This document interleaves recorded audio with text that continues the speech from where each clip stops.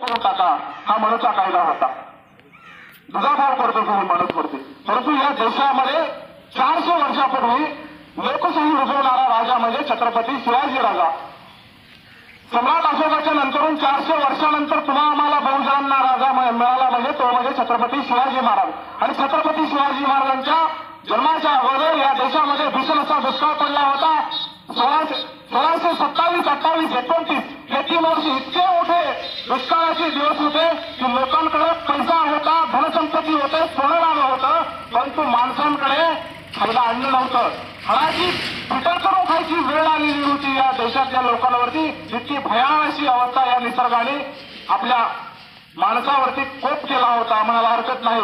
परंतु या देशामध्ये ज्यावेळेस छत्रपती शिवाजी महाराजांचा जन्म झाला बालशोभा लहान होते, बालशोभा बघत होते. आया बहिणींच्या वेशीला लक्तरी टांगायची, आभरून उठायची. भर दिवसा गावातल्या पाटील, कुलकर्णी, देशमुख, देशपांडे, इमानदार, जागीरदार या लोकांना इथल्या आदिलशाही, निजामशाही, कुतुबशाही, मिनारशाही या वेगवेगळ्या मोगली सरदारांनी आपल्या लोकांना आपल्यामध्ये त्यांच्यामध्ये सामील करून घेतले आणि त्यांना पैशाचं, वतनाचं आमिष टाकून आपल्या लोकांकडून नवे ते वेगवेगळ्या पद्धतीने कामं करून घ्यायची इतकी भयानक अवस्था या मोगलशाहीमध्ये होती. आणि त्याच वेळेस ज्यावेळेस आपण हिंदू धर्म म्हणतो, हिंदू म्हणजे हे आहे तरी कोण?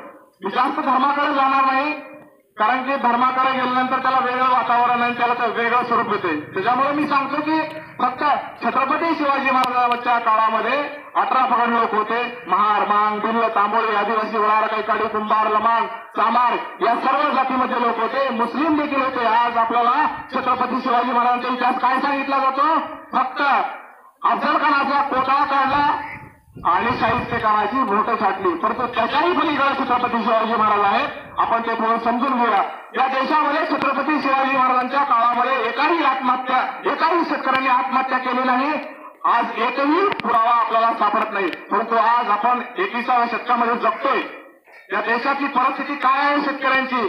आपण सगळेजण शेतकरी आहात, आपण सगळेजण समजू शकतात. परंतु छत्रपती शिवाजी महाराजांच्या काळामध्ये शेतकऱ्यांना बी बियाणे, बैल जोडी, खत हे सर्व मोफतपणे शिवाजी महाराज वाटप करायचे. आणि जर ज्या लोकांना कर भरायचा असेल किंवा ज्यांनी काही घाण ठेवलेला असेल तर त्यांना ते वापस करा हे छत्रपती शिवाजी महाराज आपल्या प्रधानमंडळांना, आपल्या मंत्रिमंडळांना सांगून इथल्या शेतकऱ्यांना न्याय देण्याचं काम करत होते. या देशामध्ये पहिल्यांदा छत्रपती शिवाजी महाराजांनी डॉक्टर बाबासाहेब आंबेडकरांचं जे स्वप्न होतं की या देशामध्ये मनूचा कायदा जावा, परंतु 400 वर्षा अगोदरच छत्रपती शिवाजी महाराजांनी तो कायदा हटवून टाकला होता. याला म्हणतात प्रशासन, सुव्यवस्था आणि स्वतःचं स्वराज्य. प्रत्येक लोकांना वाटायचं की माझं सुराज्य व्हावं ही सगळ्याच लोकांची इच्छा होती. परंतु काय अवस्था होती या देशामधली? का असा वेगवेगळा भेदभाव केला जात होता?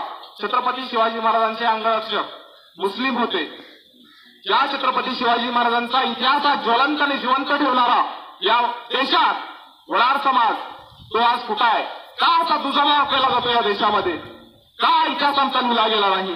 ही शोकांतिका वाटते बांधवांनो की आपल्या देशामध्ये पुरोगामी आहे प्रतिगामी या चळवळी चालू झाल्या आणि या देशामधल्या सर्वसामान्य लोकांचं नुकसान झालं. आणि आपल्याला काय वाटतं अजून एकदा या छत्रपती शिवाजी महाराजांचं स्वराज्य पुनर्स्थापित व्हावं?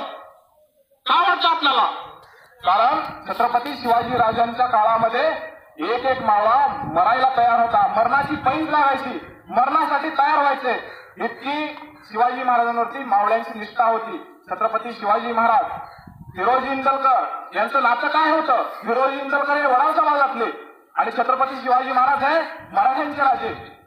ज्यावेळेस रायगड किल्ला बांधकाम करत असताना छत्रपती शिवाजी महाराज मोहिमेवरती 6 महिन्यासाठी निघून गेले आणि ज्या पद्धतीनं हिरोजींवरती जबाबदारी दिली होती ती जबाबदारी हिरोजींनी पार पाडली. स्वतःचा बंगला, स्वतःची जमीन, स्वतःचा सोनं काही असलेले दागिने सगळे गहाण ठेवले छत्रपती हिरोजी इंदलकरांनी आणि रायगड किल्ला पूर्ण केला. आणि ज्यावेळेस रायगड किल्ला पूर्ण झाल्यानंतर छत्रपती शिवाजी महाराज आले आणि पाहिले तो किल्ला आपण आजही बघितला तरी आपल्याला जिवंत स्वर्गात गेलो तर काय आपल्याला वाटते.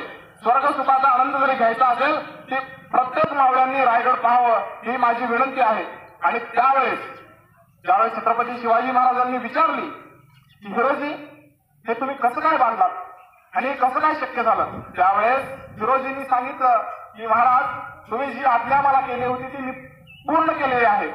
आणि मग पैसा कुठून पुरवला तुम्ही, जी घोडदळ होती पायदळ होती जे खालून म्हणजे जवळजवळ 4 किलोमीटर अंतर वरती जमिनीवरनं हे कसं काय तुम्ही घेऊन गेलात. त्यावेळेस छत्रपती शिवाजी महाराजांना हिरोजी इंदलकरांनी सगळी आयडिया सांगितली आणि त्यावेळेस छत्रपती शिवाजी महाराज खुश झाले आणि म्हणाले हिरोजी तुम्ही काय मागणार मागा मला.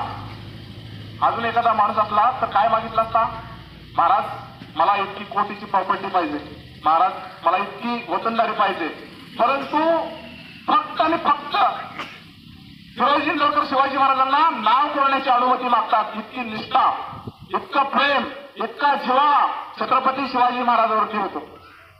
रामजी पांगेरा नावाचा किल्लेला चांदवडचा हा कोण होता, हा महार सैनिक होता. आणि हा महार सैनिक चांदवडचा किल्लेदार रामजी पांगेरा 6000 फौजेची 700 लोक झुंज देतात.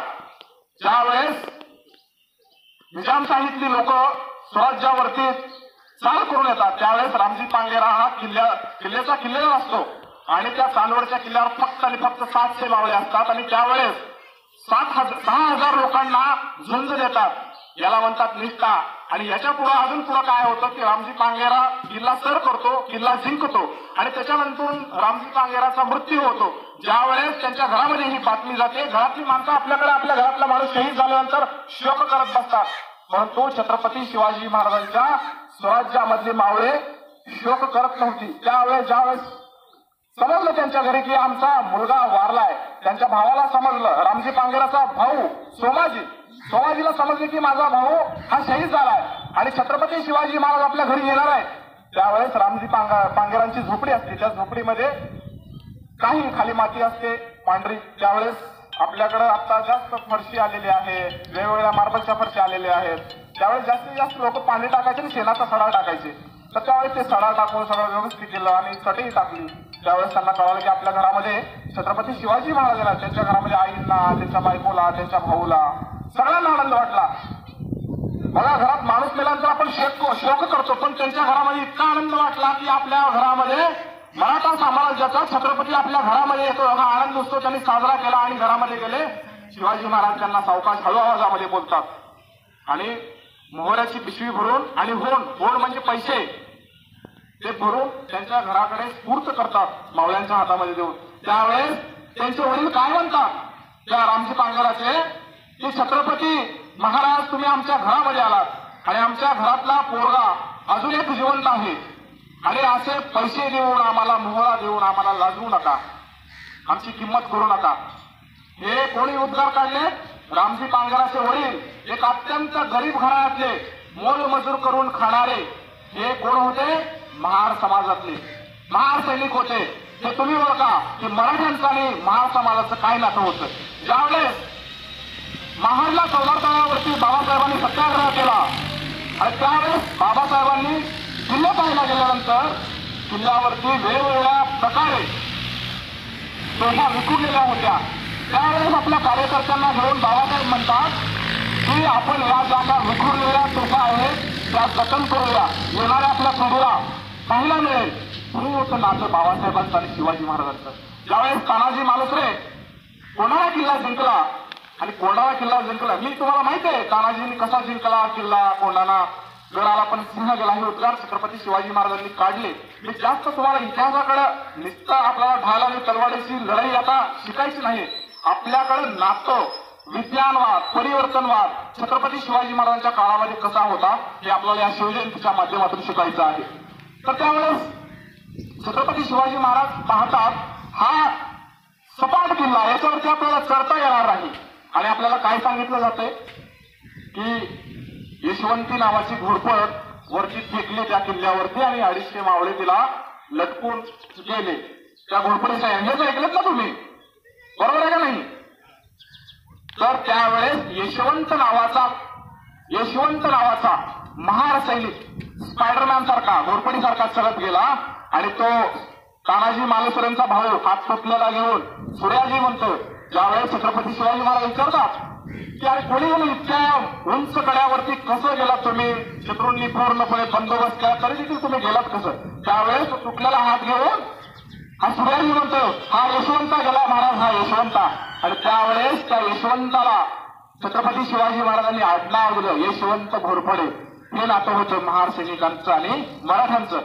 आज आपण देशामध्ये काय चाललेली परिस्थिती ही ओळखून आता आपण सुजाण व्हायला पाहिजे. या देशामध्ये फक्त आणि फक्त जातीय दंगली घडवण्याचं काम इथल्या काही राजकीय मंडळींनी केलेलं आहे. मी कुठल्या पक्षाचा किंवा कुठल्या संघटनेचा दलाल चमचा एजंट नाही.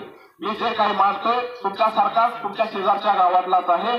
फक्त मला एकच आम्हाला आहे की गावागावात शिवजयंती व्हायला पाहिजे, संभाजी महाराज जयंती व्हायला पाहिजे, बाबासाहेब जयंती व्हायला पाहिजे, सर्व महापुरुषांच्या जयंत्या झाल्या पाहिजे. आणि त्या सर्व जयंत्यामध्ये सर्व समाजातल्या लोकांनी एकत्रित येऊन इतकं मोठं गाव आहे. मला खंत वाटते इतक्या मोठ्या गावामध्ये फक्त विचाराची माणसं ही तुम्ही बसलेली दिसतात. या गावामध्ये कमीत कमी 3000च्या पुढे तरी असेल लोकसंख्या या गावाची. 300 लोक नाही. वस्तुस्थिती आहे आज लोकांना गरज आहे प्रबोधनाची. तुमच्यासारखी छत्रपती शिवाजी महाराजांच्या काळामध्ये फक्त आणि फक्त 10-12 मावळे होते आणि त्या 10-12 मावळ्यांनी आज 400 वर्षानंतरही आपला इतिहास जिवंत ठेवला. याला निष्ठा म्हणतात. ज्यावेळेस छत्रपती शिवाजी महाराज स्वराज्याच्या मोहिमेवरती निघाले आणि स्वराज्याच्या मोहिमेवरती निघाल्यानंतर शेतकऱ्यांचं जे धान्य पिकलेलं दाणे भरलेले कणसामध्ये हे मोगली लोक यायचे आणि जनावरं सोडायची, नासधूस करायची. छत्रपती शिवाजी महाराजांना प्रश्न पडला की आता याला करायचं काय.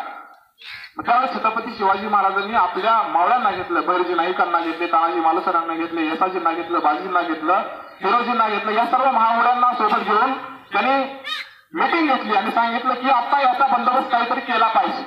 त्यावेळेस छत्रपती शिवाजी महाराजांनी प्रत्येक गावामध्ये दवंडी दिली आणि दवंडी देऊन सांगितलं की आमच्या स्वराज्यामध्ये जो कोणी सामील होईल आणि आमच्या स्वराज्यामध्ये जो कोणी येईल आणि या जनावरांचा बंदोबस्त करेल त्याला मोहरा, होड आणि सोन्याचं कर दिलं जाईल. हे छत्रपती शिवाजी महाराजांनी दवंडी दिली आणि प्रत्येक गावात ही बातमी गेली आणि हळूहळू या काय करावं लागते. आपल्याला जरी एखादी सत्ता स्थापित करायचं असेल तर वेगवेगळे आमिष दाखवावे लागतात. त्याच पद्धतीने शिवाजी महाराजांनी आपल्या स्वराज्यामधल्या जे अज्ञानी लोक होते त्या लोकांना एक प्रकारचं हे आमिष दाखवले आणि स्वराज्यामध्ये सामील करून घेतले.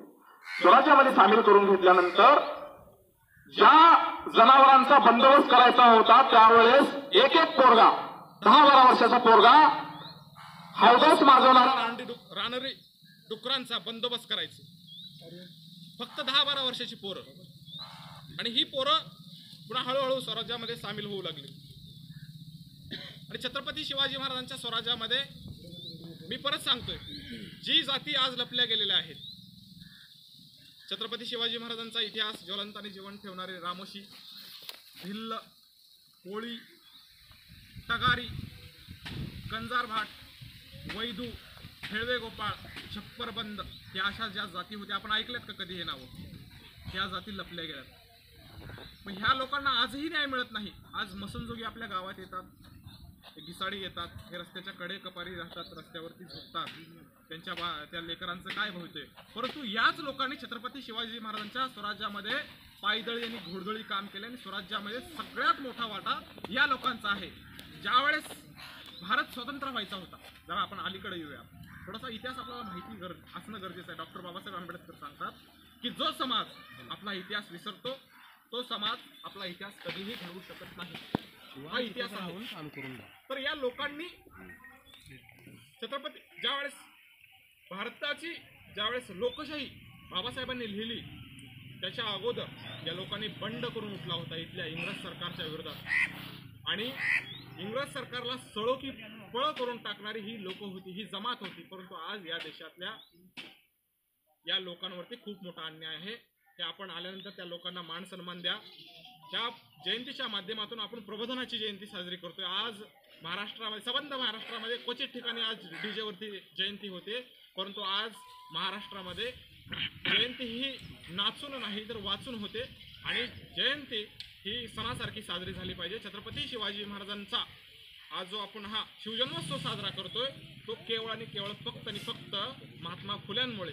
त्या महात्मा फुल्यांची देखील जयंती आपल्या गावांमध्ये, समजा माळी समाज आपल्या गावात नसला तरी काही हरकत नाही. हे महापुरुष कुण्या एका जातीचे नसतात, परंतु आपण काय केलो, प्रत्येक महापुरुषांना आपापल्या जातीच्या चौकटीमध्ये बंद केलो, परंतु त्यांचे विचार चौकटीच्या बाहेर घेऊन गेलो नाही. ही शोकांतिका आहे. बाबासाहेब आंबेडकर, छत्रपती शिवाजी महाराज, संभाजी महाराज, कंट्या भिल्ल, अण्णाभाऊ साठे, लोकशाहीर अण्णाभाऊ साठेंचा इतिहास हा आपण सगळ्यांनी पडताळून पहा. यांनी छत्रपती शिवाजी महाराजांचे पोवाडे रशियामध्ये जाऊन गायलेले आहेत. रशियामध्ये, साता समुद्राच्या पलीकडे जाऊन. याला म्हणतात निष्ठा आणि प्रेम. परंतु आज आमच्याच समाजाने आपण जन्मलोय, आपण छत्रपती शिवाजी महाराजांच्या समाजामध्ये जन्मलोय, परंतु काय माहित नाही, छत्रपती शिवाजी महाराज जयंती आली की कुठल्या तरी बाटलीचा आधार घ्यायचा, डीजे पुढे नाचायचा आणि छत्रपती शिवाजी महाराजची जय म्हणायचं, बस झाला. आमचा इतिहास इतकाच आहे. आज मी जरी 4-5 प्रश्न तुम्हाला विचारलं तर मला वाटत नाही तुम्ही सांगताल, परंतु मला एक विनंती आहे तुम्हा सर्वांना की येणाऱ्या शिवजयंतीला आपण शिवचरित्र वाचून शिवजयंती साजरी करावी. एवढंच मी बोलतो आणि थांबतो. जय हिंद, जय महाराज, जय जाऊ, जय शिवाजी.